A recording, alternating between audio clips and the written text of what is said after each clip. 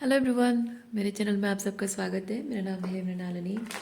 चलिए देखते हैं इस रीडिंग के माध्यम से यूनिवर्स आपको क्या मैसेज देना चाहते हैं। डियर यूनिवर्स, प्लीज़ बताइए जो भी कलेक्टिव इस रीडिंग को देख रहे हैं उनके हाईएस्ट गुड के लिए आप हमें क्या बताना चाहते हैं। Dear universe, thank you for your grace, thank you for the love, thank you for abundance, thank you for healing, thank you for transformation, thank you for clarity, thank you for validation, thank you for protection, thank you for guidance. Dear universe, thank you, thank you, thank you, thank you very much. Reading general reading है तो जितना आपको resonate करे उतना ही लीजिए। General specific messages नहीं है। So energy जैसा रेजोनेट करती है अकॉर्डिंगली आप रोल रिवर्स कर सकते हैं और जेंडर स्विच भी कर सकते हैं। फाइटिंग,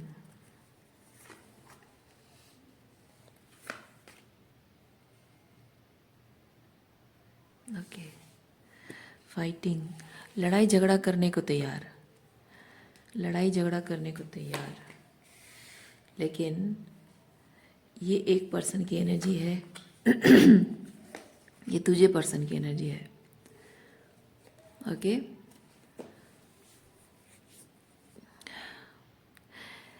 दो लोग जो लड़ाई झगड़ा कर रहे हैं, एक की एनर्जी बताती है वो बहुत ही हाई लेवल ऑफ कॉन्शियसनेस में है और जजमेंट की बात कर रहा है।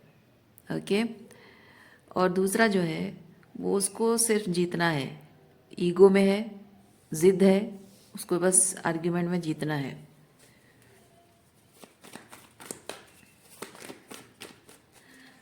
इस पर्सन के एनर्जी और इस पर्सन की एनर्जी पहले इसकी चेक करेंगे।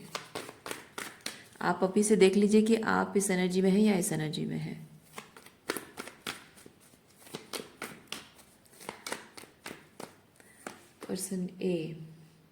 पर्सन ए साइलेंस में है क्योंकि लड़ाई झगड़ा करना उसका इंटेंशन नहीं है। उसको सिर्फ अपनी बात समझाने की कोशिश करनी है, जो कि करते करते ये थक चुका है। इसीलिए ये पर्सन सॉलिट्यूड को चुन रहा है और अपना रास्ता अलग करके निकल चुका है। पर्सन ए, ओके।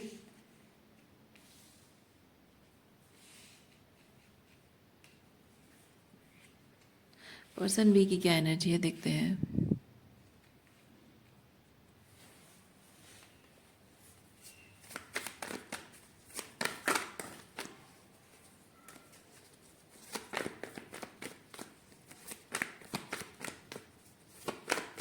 मैं फील कर रही हूँ पर्सन बी के मन में बहुत सारा द्वंद्व चल रहा है।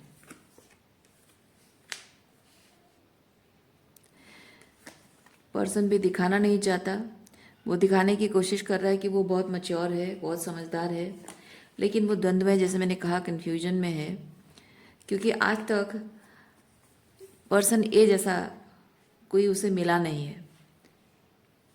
ओके, पर्सन ए जैसा व्यक्ति जो कि मोरल्स एंड वैल्यूज़ की बातें करना, अपने सच के लिए इतना rigid and strong and powerful तरीके से स्टैंड लेना, अपने अपने वैल्यूज़ के लिए, ऐसा पर्सन देखा नहीं उसने।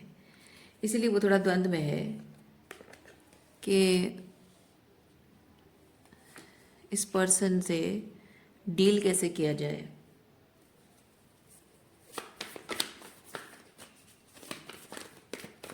पर्सन ए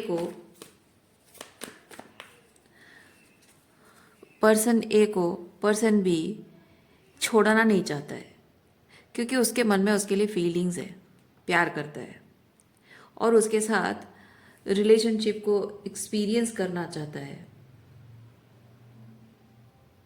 लेकिन प्रॉब्लम ये है कि पर्सन ए की जो बहुत हाई वैल्यू बातें हैं, जो कि पर्सन बी के शैडो को दिखाती है, वो चीज़ पर्सन बी को नहीं पसंद है।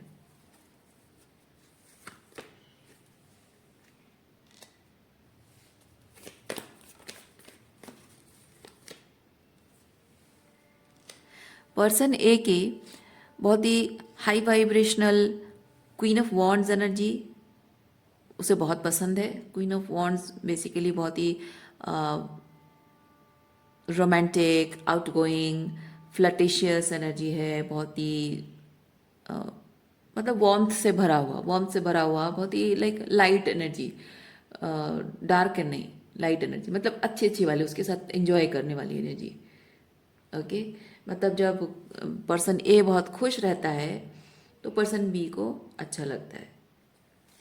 हंसना, मुस्कुराना, बातें करना, फ्लर्ट करना, मस्ती मजाक करना, break through.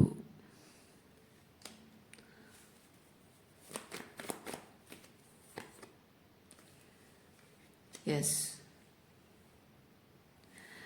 Person person A की जो energy queen of wands energy है, पर्सन बी को अच्छा इसलिए लगता है, एक तो प्लेफुलनेस है, दूसरा चीज़ है कि पर्सन बी का जो भी पर्सनल इनर इश्यूज हैं, उसके अपने कुछ इनर इश्यूज, इमोशनली हो या इनर डिमॉन्स जो भी आप कहें, वो इश्यूज उसको थोड़ा सा हल्का महसूस होता है।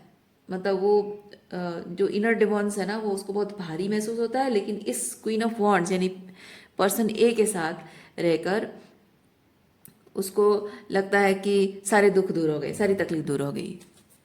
हालांकि दूर कुछ नहीं होता है, कुछ टाइम के लिए सप्रेस हो जाता है।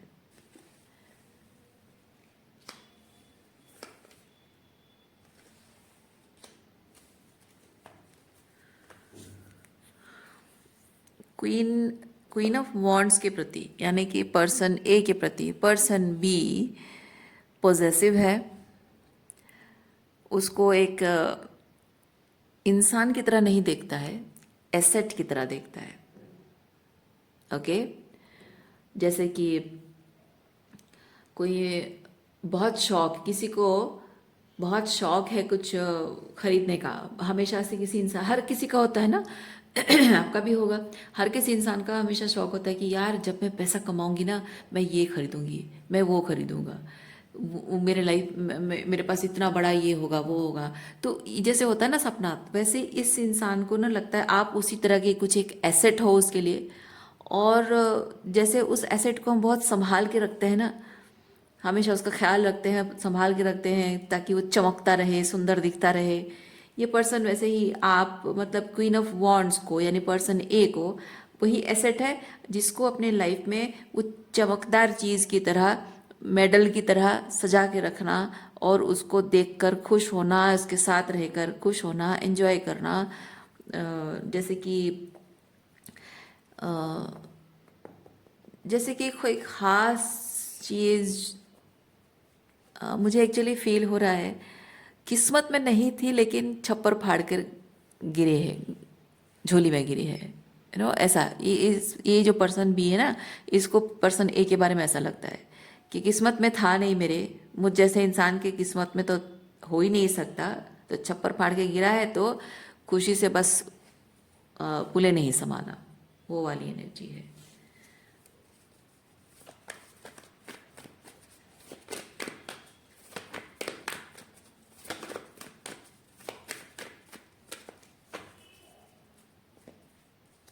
इसके बारे में देखते हैं। Person A is about serious business, ठीक है, मस्ती मजाक टाइम पास नहीं, सीरियस बिजनेस। रिलेशनशिप है तो ईमानदारी से निभाओ, नहीं है तो खत्म, कंप्लीशन। ओके, रिलेशनशिप निभाने का कन्वेंशनल तरीका नहीं है, एक डिफरेंट तरीका है। लोग जनरली जिस तरह से रिलेशनशिप्स को देखते हैं, पर्सन ए वैसा नहीं देखता है। पर्सन ए बहुत स्पिरिचुअल एस्पेक्ट से रिलेशनशिप को देखता है।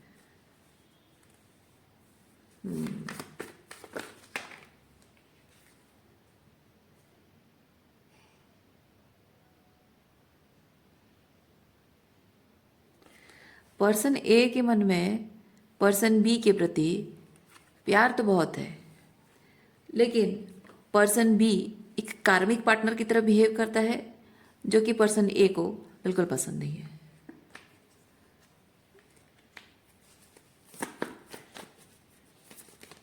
तो पर्सन ए को ये चीज़ लगता है कि जब तक पर्सन बी कार्मिक पार्टनर की तरह बिहेव करता रहेगा, तब तक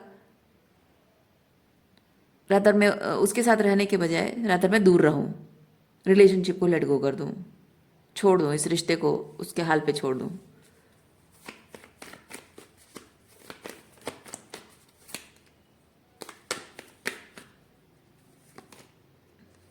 पोस्टपोनमेंट,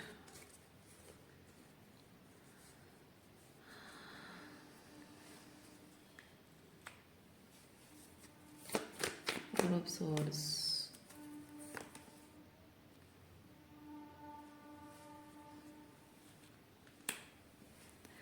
पर्सन ए को ये चीज लगता है कि पर्सन बी जो है रिलेशनशिप को अपने टर्म्स पे कंट्रोल करने की कोशिश कर रहा है, इसलिए पर्सन ए ने इस रिलेशनशिप को थोड़े टाइम के लिए पोस्टपोन कर दिया है। यानी कि पर्सन ए के लिए रिलेशनशिप एंड नहीं हुआ है, बस पोस्टपोनमेंट हुआ है। जब तक ये अपना कंट्रोल, अपना ये डिस्टॉर्शन छोड़ेगा नहीं, तब तक रादर आई एम ऑफ। ठीक है, ओके।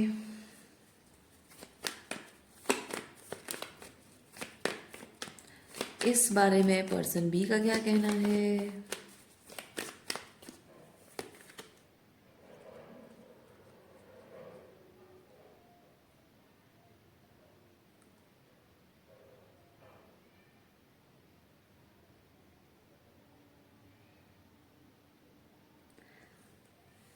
पर्सन बी ने पहले डिसाइड किया था कि ठीक है, अगर तुम्हारा यही रवैया रहेगा तो मैं दूसरे रिलेशनशिप मैनिफेस्ट कर लूँगा, मुझे क्या है, मुझे तो लड़कियां मिल जाएंगी, जितनी चाहे उतनी लड़कियां मिल जाएंगी, क्या लड़कियों की कोई कमी नहीं है या फिर लड़कों की कोई कमी नहीं है, जेंडर स्विच कर सकते हैं आप।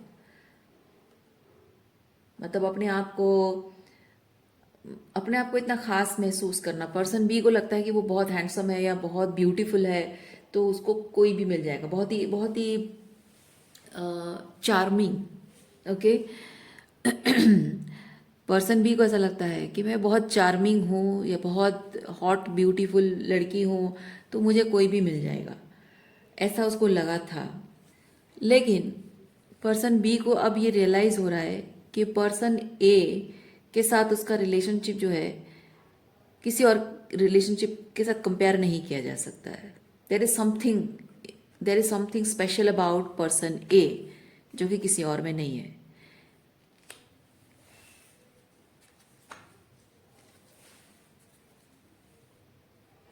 बॉटम ऑफ डेक में क्या है देखिए, कॉम्प्रोमाइज।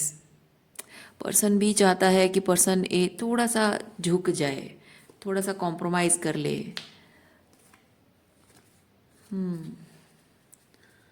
ओरेकल कार्ड चेक करते हैं आपके लिए।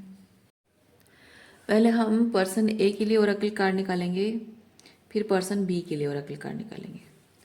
चलिए देखते हैं पर्सन ए के लिए क्या ओरेकल कार्ड है।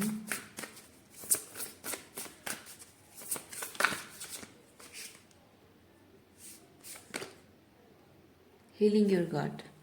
ओके, पर्सन ए को यहाँ पे बोला जा रहा है कि आप जिस मोरल एंड वैल्यू को लेकर खड़े हैं, जिसके लिए आप, जिस सच के लिए आपने स्टैंड लिया हुआ है, अपने सेल्फ रेस्पेक्ट के लिए या जो भी आपके वैल्यूज हैं जिसके लिए स्टैंड लिया है, keep doing that, you are in the right path.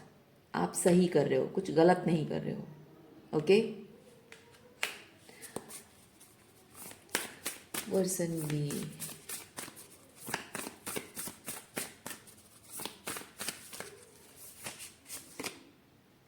Person B के लिए protecting your true self. Okay, person B, आपको यहाँ पे बोला जा रहा है कि आप थोड़ा सा शैडो वर्क करो, अपने ऑथेंटिक सेल्फ में आओ, ऑथेंटिसिटी में आओ, क्योंकि आप यहाँ पे थोड़ा सा छुपी हुई एनर्जी, मास्क पहने हुए हो। ठीक है, मतलब आप ट्रूली जो हो वो नहीं है, आप थोड़ा सा मैनिपुलेशन की एनर्जी में हो, तो इस तरह से रिलेशनशिप नहीं वर्क कर सकता है। जो कि आपको समझने की ज़रूरत है कि अगर आपके साथ इसी तरह का मैनिपुलेशन हो तो कैसा लगेगा, है ना। तो पर्सन बी के लिए एडवाइस है, आप अपने ऑथेंटिक सेल्फ में आइए, और अगर आपको ये रिलेशनशिप चाहिए तो आपको अपने ऑथेंटिसिटी में रहकर ही बात करके समस्या का समाधान निकालना होगा।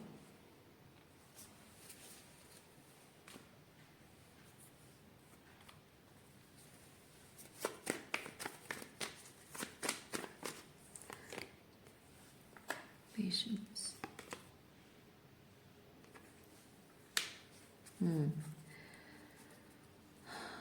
ये कार्ड मैंने निकाले हैं जानने के लिए कि पर्सन ए को पर्सन बी के लिए क्या मतलब बी के साथ रिलेशनशिप को निभाने के लिए क्या बहुत ज़्यादा ओवर गिविंग करना पड़ता है, ओवर एक्सटेंड करना पड़ता है।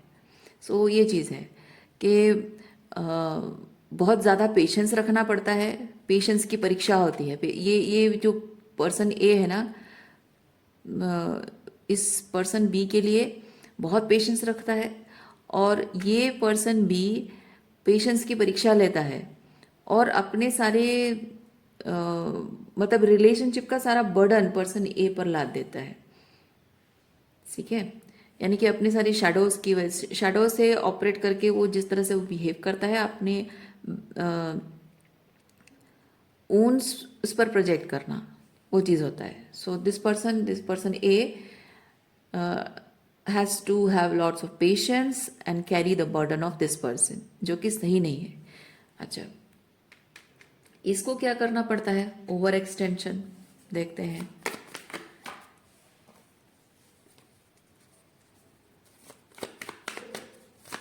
ओवर एक्सटेंशन क्या करना पड़ता है पर्सन बी के हिसाब से? क्या ओवर गिविंग करनी पड़ती है पर्सन बी को?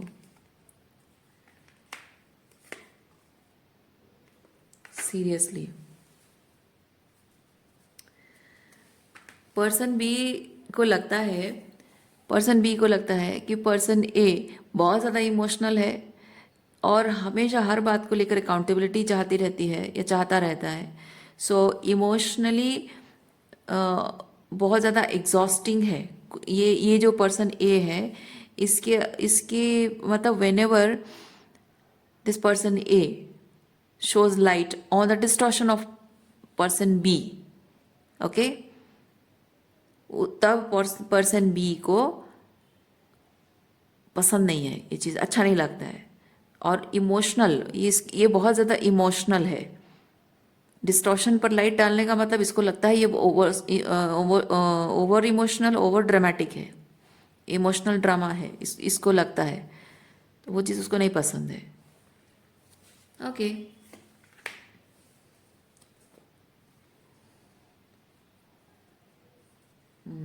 बाकी आप देखिए, आप उस एनर्जी में है या इस एनर्जी में हो, अकॉर्डिंगली जैसा आपके कार्ड्स निकल कर आए हैं उसी हिसाब से आप देखिए आपको क्या करना है। सो मैं रीडिंग यहीं पे रखती हूँ। उम्मीद करती हूँ इस रीडिंग से आपको कुछ क्लैरिटी मिली हो। मैं आपको नेक्स्ट रीडिंग में मिलती हूँ। अपना ख्याल रखिए, खुश रहिए, बाय।